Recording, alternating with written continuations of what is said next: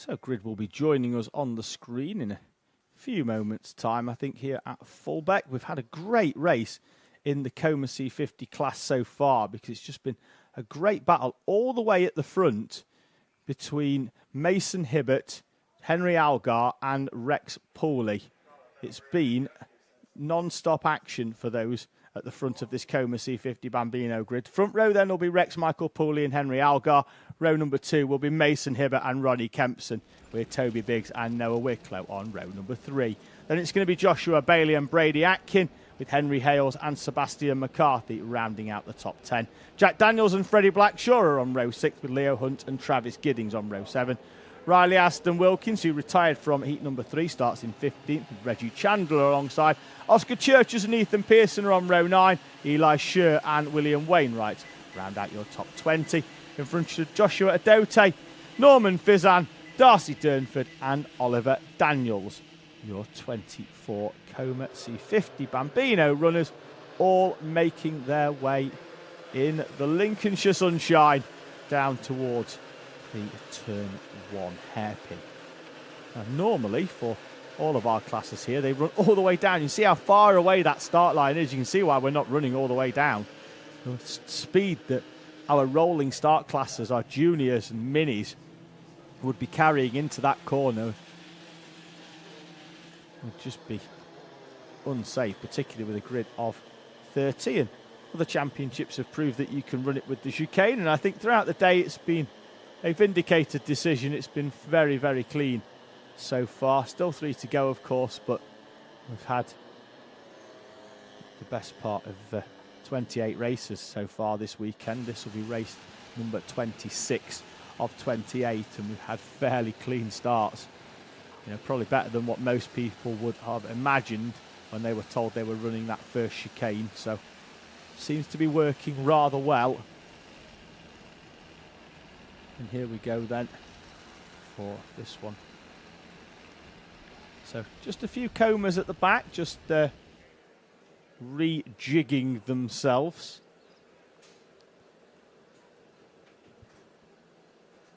So just going to see whether we've got any results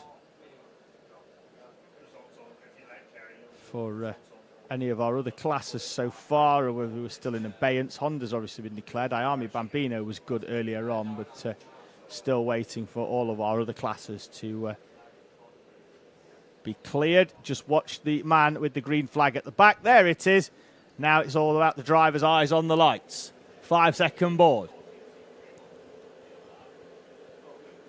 Lights go out when we're away. It's a good start from Noah Wicklow in the 53 on the outside there. You see him moving his way across. He's going to hopefully make up some place of him. Started in P6 on the outside of row number 3. He's going to go into the chicanes in P5. In front of Ronnie Kempson. We've got a driver going very, very wide there in the 13. So it was 13 Kempson going wide. It was Biggs in the 66 who was slow away. And Joshua Bailey is down the inside of Noah Wicklow in the 81. Ronnie Kempson's going to be on the inside, but he's at the mercy at the moment of the field getting into a train and pushing through. At the front, Rex Pooley and now Mason Hibbert are pushing away. Henry Algar needs to go with them. He's had the pace throughout the day to battle for this victory as Brady Atkin tries a move down the inside of the 81 of Joshua Bailey. Door closed though. And Brady Atkin in the 23. Probably his best weekend so far in the Bambino Kart Championship. So they're making their way round over start finish. So Pooley leads then from the E plate of Mason Hibbert. And then it's Henry Algar with Toby Biggs. That's your top 4 at the moment. Lost timing down the left side, so we're not going to be able to bring that for you. So I'm going to have to do the memory and call them as they come through. So we'll try and get them as they come through and over the start line. We've got a visual out of the commentary box, so we should be able to get enough of a visual on the numbers for us to be able to pick up on who's in what position. Rex Pooley, though, currently leading from Mason Hibbert. That's Henry Algar and Toby Biggs just behind in the 66. That's your top 4. Joshua Bailey and it looked like Ronnie Kempson was side by side into the complex. They come over the line. It is indeed that top four as we spoke about. Then it's going to be Kempson from Bailey. Then it's Brady Atkin from Noah Wicklow in the 57 of Henry Hales. Then it looked like it was the 28 of Freddie Blackshaw. Wicklow with a good run on the inside of Brady Atkin in the run-up. Atkin, though, closing the door. Blackshaw in front of Sebastian McCarthy. Then it's the 16 of... don't know who the 16 actually, because it should be Mason Hibbert, but he's been afforded the luxury of running that E-plate. The East of England champion. And the top three, as has been the case throughout most of the day, are nose to tail and starting to break away at the front of this race.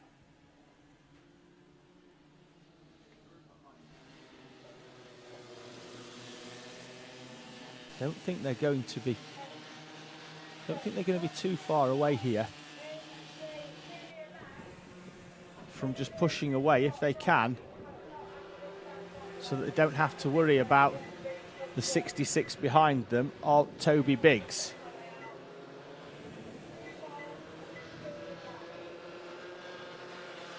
Still the top three, and I just expect them just to try and stay nose to tail for the best part of the early part of this race. We've got no timing.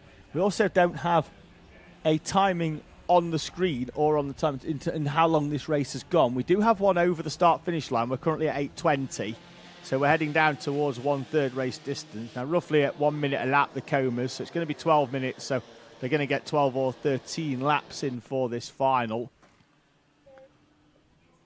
It's the top three. Nose to tail into the complex. Behind them, the 66 of Toby Biggs. In fourth place, looking comfortable but unable to stick with the trio in front. Fifth place is going to be Ronnie Kempson in the 13. Then it's Bailey, Wicklow, Atkin, then the 57 of Henry Hale. So it's pretty much as you were inside the top 10, although you can see in the background they are having a right little scrap of things. And just about catch them there. It goes all the way down from Kempson in fifth to Eli Scher there in the orange, and then there's two more carts behind as well.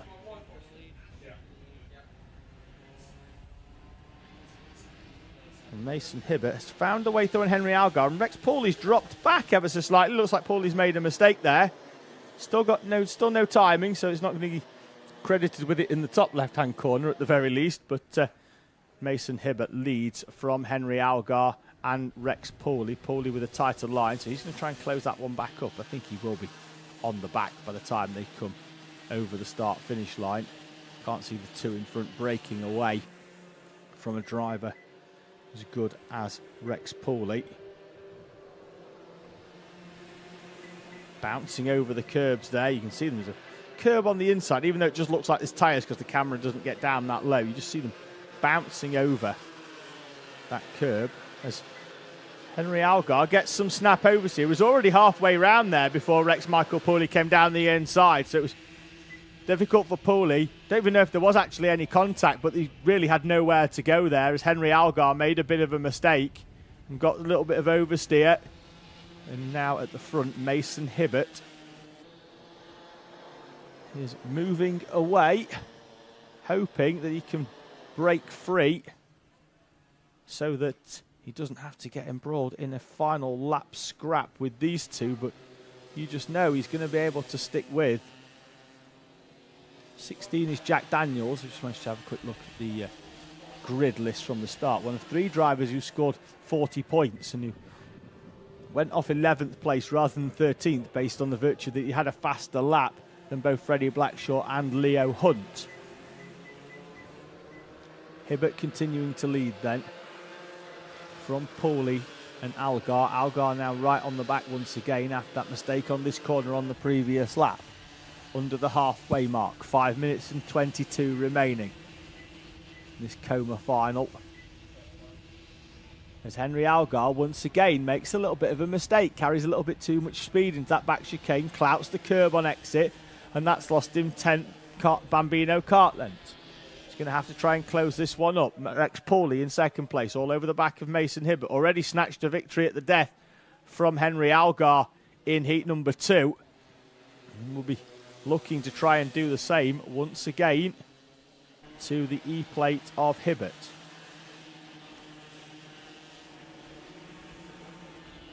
4 minutes and 40 seconds to go. You just saw it there on the overhead gantry as the field made its way through and over the start line into that dip. And Algar now takes the opportunity as the one at the back not having to defend anything in taking a wider line to try and get a quicker run down the back straight towards the back chicane.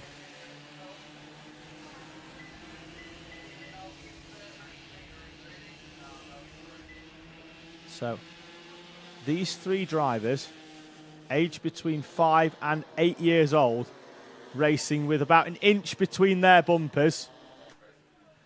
So I'm just having a quick look. We have got timing back now, which is brilliant. So we are at least on the screen, so that's great. I've got it in the commentary box, so I'll be able to, that'll help out a little bit. Not sure, we're going to get it down the side of the screen before the end of this race. 3:45 to go. Mason Hibbert leading them from Rex Pauly and Henry Algar, Toby Biggs and Joshua Bailey, Ronnie Kempson and Henry Hales, with Brady Atkin, Noah Wicklow and Sebastian McCarthy rounding out the top 10. In front of Eli Scher, Freddie Blackshaw and Jack Daniels. They've all crossed the line pretty much nose to tail. We've got Bailey in 5th, all the way down to Jack Daniels in 13th, all split by less than 2.5 seconds. 3 minutes to go.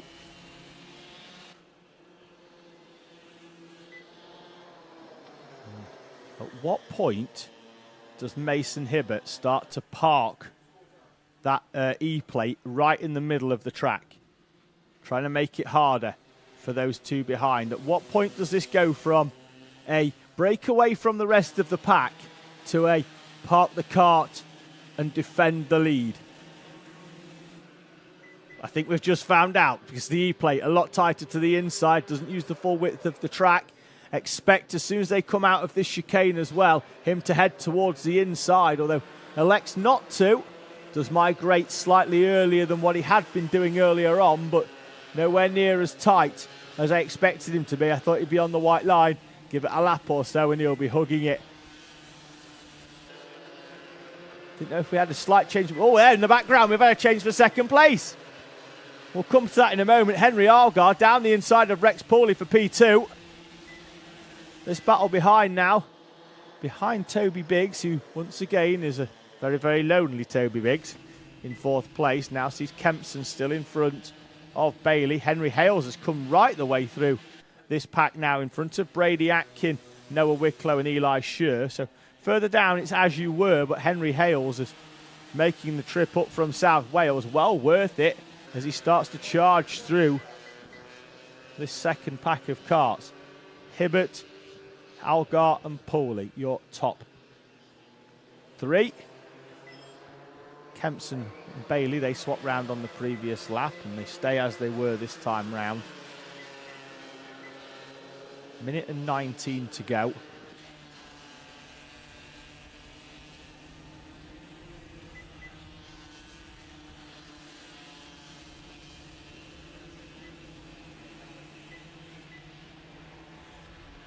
Into the left-hander before the right. And then wide, slightly goes second place, Henry Algar.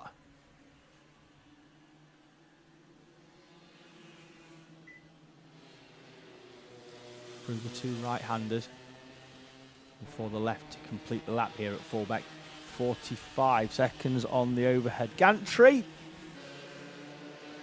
As they come through, so the penultimate lap now sees Henry Algar down the inside of Mason Hibbert into the first chicane. Hibbert then will be slightly slow on exit. He's going to have to defend off Rex Pauly. Henry Algar then defending now a bit to the inside with a little bit of a jink of the steering wheel. And as he saw that they were heading onto the penultimate lap, Henry Algar struck down the inside. He now leads from Mason Hibbert and Rex Pauly. We knew it was close, but all 3 of them have had an opportunity at the front. And Henry Algar, a driver that earlier on in this race made two very uncharacteristic mistakes and dropped himself off the back of the leading duo, has had to fight his way back, and fight his way he has done all the way to the front here. Mason Hibbert's going to try a long one round the outside. That's not going to work round there, but then Algar takes a wider line because he's scrubbed off too much speed. Hibbert's going to look for the comeback. Last lap board is out here in Coma C50 Bambino. Place your bets. It could be one of three from Algar, Hibbert and Pooley. Into the chicane they go. Pooley's a little bit further back. That's going to give him an opportunity, should these two battle, to be able to squeeze through a gap. And Algar defensive to the inside of the first hairpin. Pooley closing up now on the back of them. He could take full advantage here if he gives himself a kart length in order to react to anything happening in front of him. Algar holding off Hibbert, the top two. Pooley in the background trying to take advantage in the yellow. He's going to cut to the inside as they head down towards turn number 3. The left-hander into the hairpin. The driver's jinking left and right. Algar opens the door. They're 3 wide on exit as they head down towards the complex. Algar holds on. Hibbert and Pooley. Pooley sweeps round the outside. Pooley's on the inside. Pooley squeezed into the tyres on the inside. And Pooley will have to settle for 3rd place. Henry Algar out of the final corner takes the checkered flag. And victory in Coma Bambino from Mason Hibbert. Don't think he even saw the checkered flag coming until he looked right the way up. Rex Pooley has to settle for 3rd from Toby Biggs in P4. Then it's going to be Ronnie Kempson, Noah Wicklow and Henry Hales. It's not Sebastian McCarthy, actually comes all the way through on the final lap for P7 with Joshua Bailey, Henry Hales in a similar colour scheme, and Freddie Blackshaw rounding out the top 10 in front of Eli Scher and Leo Hunt, with Jack Daniels, Riley Aston Wilkins, Travis Giddings and Brady Aston dropping all the way down the order on the final lap, the driver of the 23. Where is he? He's coming through, is he? No, still waiting. As Ethan Pearson crosses the line, Darcy Durnford as well in the 27, the 21 of William Wainwright. So Brady Atkin in the 23 will be classified in 24th place as Oliver Daniels crosses the line to complete the race on the lead lap. But Brady Atkin, we'll try and find out where he went. The driver in the 23 was up there on the final lap and has lost 15 places.